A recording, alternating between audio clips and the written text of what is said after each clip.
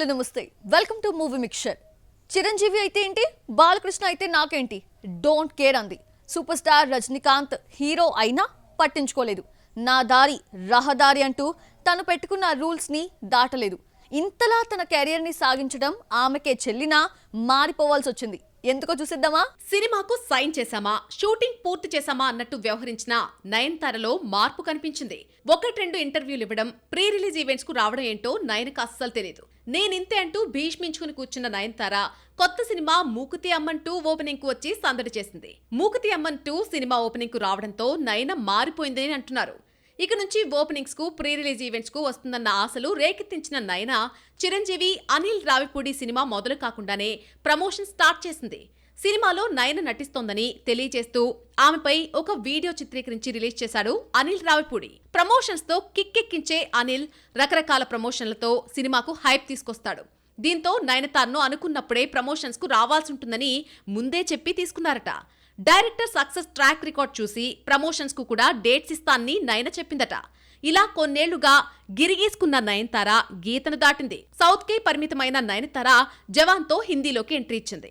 10 కోట్ల రెమ్యూనరేషన్ తీసుకున్న టాక్ వచ్చింది. సౌత్ సినిమాలంటే 3-4 కోట్లు తీసుకునే ఈ మలయాళ బ్యూటీ చిరంజీవి మూవీ కోసం 15 కోట్లు చార్జ్ చేసిందన్న టాక్ నడుస్తోంది. అనిల్ ప్రమోషన్ టాక్స్ తో కలిపి 18 కోట్లు డిమాండ్ చేస్తే చివరికి 15 కోట్లకు సైన్ చేసిందని సమాచారం. అనిల్ ప్రమోషనల్ వాడకం మామూలుగా ఉండదు. సంక్రాంతికి వస్తున్నాంతో ఇది పీక్స్ కు చేరుకుంది. సినిమా పూర్తయిన తర్వాత ప్రమోషన్ స్టార్ట్ చేస్తే చిరంజీవి మూవీ సెట్స్ పైకి వెళ్లకుండానే టెక్నీషియన్స్ ను పరిచయం చేస్తూ ఒక వీడియో, నయనతార హీరోయిన్ అంటూ మరొక వీడియో రిలీజ్ చేశారు. మున్ముందు ప్రచారాన్ని ఎన్ని రకాలుగా చూపిస్తారో చూడాల్సిందే. కీర్తి సురేష్ కి సినిమా రిజల్ట్ తో సంబంధం లేదు. తెలుగు, తమిళం, హిందీలో బొక్క హిట్టు లేకపోయినా అన్ని చోట్ల ఆఫర్స్ అందుకోవడం విశేషం. బోలా శంకర్ తర్వాత తెలుగులో నటించే సినిమా ఏంటి చూద్దామా. National best actress Keerthy Suresh baby John తో హిందీలోకి ఎంట్రీ ఇచ్చింది.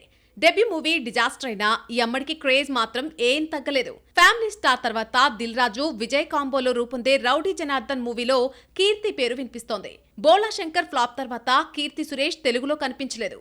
అయితే వరల్డ్ వైడ్ 1000 కోట్లు కలెక్ట్ చేసిన కల్కిలో బుజ్జికి వాయిస్ ఇచ్చింది కీర్తి. తెలుగులో ప్రస్తుతం 1 చేయకపోయినా తమిళంలో 2 సినిమాలు, రివాల్వర్, రీటా, కన్నివెదిలో నటిస్తోంది కీర్తి.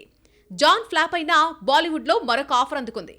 ఇండియన్ ఎడ్యుకేషన్ సిస్టమ్ మీద రూపొందుతున్నటువంటి హిందీ సినిమాలో రాజ్ కుమార్ రావుతో కీర్తి సురేష్ జతకడుతోందని తెలిసింది. డిసెంబర్లో పెళ్లి చేసుకున్న మహానటి 4 నెలలుగా కొత్త మూవీ ఓకే చేయలేదు. అయితే తెలుగు, హిందీలో నటిస్తుందంటూ వస్తున్న వార్తల్లో నిజమెంతో చూడాలి. విజయ్ తో జోడీ అంటూ లిప్ కిస్లు, ఇంటిమెసీ సీన్స్ ఉంటాయన్న ప్రచారం అయితే జోరుగా జరుగుతోంది. క్యాలెండర్ లో సంవత్సరాలు మారినా Telugu cinema industry success percentage మాత్రం పెరగడం లేదు.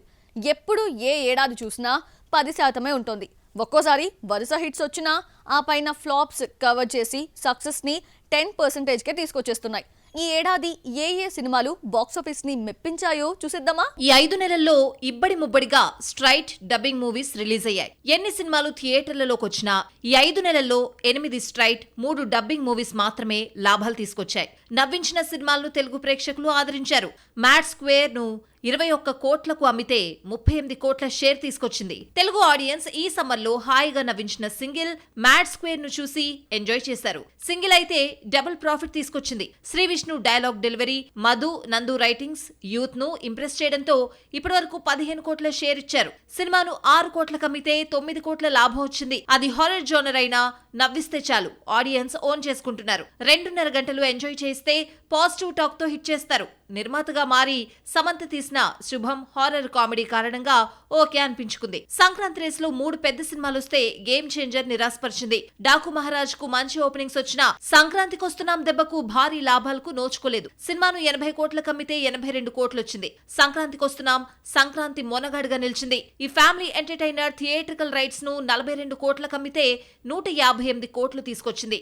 భారీగా 116 కోట్ల లాభం తీసుకొచ్చింది. ఫిబ్రవరిలో స్టూడెంట్స్ అందరూ ఎగ్జామ్స్ ప్రిపరేషన్స్ లో ఉంటారు. సినిమాలకి ఇది అన్ సీజన్ కావడంతో ఫిబ్రవరిలో రిలీజ్ కి నిర్మాతలు ఇంట్రెస్ట్ చూపించరు. ఇలాంటి సిచ్యువేషన్స్ లో వచ్చిన థండేల్ అన్ సీజన్ ని జయించింది. చైతు కెరియర్ లో ఫస్ట్ టైం 100 కోట్ల గ్రాస్ చూశాడు. సినిమాని 37 కోట్లకు అమ్మితే 52 కోట్ల షేర్ కలెక్ట్ చేసింది. అన్ సీజన్ లో వచ్చిన కోర్ట్ మూవీ కాన్సెప్ట్ తో బాక్సాఫీస్ ను జయించింది. హీరో హీరోయిన్స్ ఎవరో తెలియకపోయినా, డైరెక్టర్ కు క్రేజ్ లేకపోయినా బాగున్న సినిమాకు డోకా ఉండదని కోర్ట్ నిరూపించింది. 7 కోట్లకు బిజినెస్ జరుపుకున్న ఈ చిన్న చిత్రం 30 కోట్లకు పైగా కలెక్ట్ చేసింది. ఏప్రిల్లో ఒక్క హిట్ లేదన్న బాధను మే 1న హిట్ 3 తీర్చింది. నాని కెరియర్ లో భారీ ఓపెనింగ్స్ రాబట్టింది. వైలెన్స్ ఎక్కువైనా 6 రోజుల్లో 50 కోట్ల బ్రేక్ ఈవెన్ ను దాటింది. కొన్ని చోట్ల బ్రేక్ ఈవెన్ కాకపోయినా వరల్డ్ వైడ్ 50 కోట్లకు అమ్ముడైన హిట్ 3 ఇప్పటి వరకు 62 కోట్లు తీసుకొచ్చింది. ఇక డబ్బింగ్ సినిమాల విషయానికొస్తే 3 సినిమాలు మాత్రమే లాభాలతో బయటపడ్డాయి. మలయాళ హీరో ఉన్ని ముకుందన్ నటించిన మార్క్ లోనూ వైలెన్స్ హద్దులు దాటిన తెలుగులో బ్రేక్ ఈవెన్ అయింది. లవ్ టుడేతో తెలుగులో గుర్తింపు తెచ్చుకున్న ప్రదీప్ రంగనాథ్ డ్రాగన్ తో సక్సెస్ కంటిన్యూ చేశాడు. తెలుగు డబ్బింగ్ రైట్స్ ను 4 కోట్లకు అమ్మితే 11 కోట్లు తీసుకొచ్చింది. గత 30 రోజుల్లో మార్క్ డ్రాగన్ తో పాటు హిందీ నుంచి వచ్చిన డబ్బింగ్ మూవీ చావా తెలుగులో హిట్ అయింది. హిందీలో సూపర్ హిట్ టాక్ తెలుగు అనువాదానికి కలిసొచ్చింది. దాదాపు 10 కోట్ల షేర్ కలెక్ట్ చేసింది. ఏ ముహూర్తాన రాజమౌళి ప్రియాంక చోప్రాని తీసుకున్నాడో ఎక్కడ చూసినా ఈ అమ్మడి జపమే. కొత్త ప్రాజెక్ట్ ఏది సెట్స్ పైకి వచ్చినా హీరోయిన్ గా ప్రియాంక చోప్రాని ఫిక్స్ చేసేస్తున్నారు. 5 ఏళ్లుగా ప్రియాంక చోప్రా అనే హీరోయిన్ ఉందన్న సంగతి మర్చిపోగా రాజమౌళి ఆశీస్సులతో బిజీ అయిపోతుందా? Have a look. Priyanka Chopra 4 ఏళ్లుగా English web series, Hollywood movies మాత్రమే చేస్తోంది. రాజమౌళి మహేష్ సినిమాతో తీసుకుని ప్రియాంకను గుర్తు చేయడమే కాదు, క్రేజీ బామను చేసేశాడు. అట్లీ అల్లు అర్జున్ మూవీ అనౌన్స్ చేశారో లేదో, ప్రియాంక హీరోయిన్ అంటూ వచ్చిన వార్తల్లో నిజం లేదు. ప్రస్తుతం మృణాల్ ఠాకూర్ పేరు వినిపిస్తోంది. హృతిక్ రోషన్ డైరెక్షన్ లో క్రిష్ 4 అనౌన్స్ చేయడం ఆలస్యం. హీరోయిన్ గా ప్రియాంక చోప్రా పేరు బయటకొచ్చింది. కోయి మిల్గయాలో ప్రీతి జింతాతో జతకట్టిన హృతిక్ క్రిష్ 3లో ప్రియాంక చోప్రాతో ఆడిపాడాడు. క్రిష్ 4లో ఈ అమ్మడినే కంటిన్యూ చేసే అవకాశం ఉంది. రాజమౌళి చేతిలో పడితే మరో సినిమా చేయడానికి ఒప్పుకోడు. అది హీరో అయినా హీరోయిన్ అయినా సినిమా పూర్తయ్యే వరకు మరొక మూవీకి కమిట్ కావడానికి వీల్లేదని రూల్ పెడతాడు. ప్రియాంక ఇందుకు మినహాయింపా? లేదంటే ఇంకో ఏడాది పాటు మరొక మూవీ చేయదా? చూడాల్సిందే. ఎట్టకేలకు మోహన్ లాల్ కి అద్దరిపోయే హిట్ పడింది. 4 ఏళ్ల క్రితం వచ్చిన దృశ్యం 2 తర్వాత 1-2 యావరేజెస్ పడినా తొడరం లాంటి సూపర్ హిట్ రాలేదు. Last movie L2 Empuraan break even అయినా విమర్శలు ఫేస్ చేయాల్సి వచ్చింది.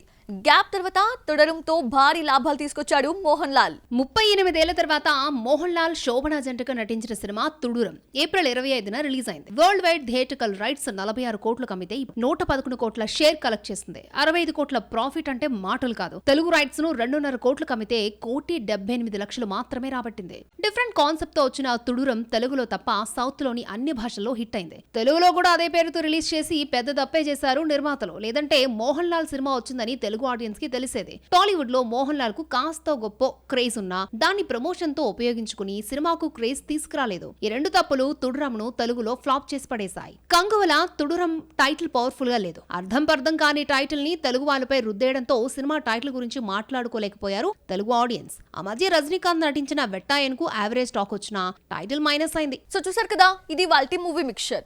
నెక్స్ట్ మూవీ మిక్చర్ లో మళ్ళీ కలుద్దాం.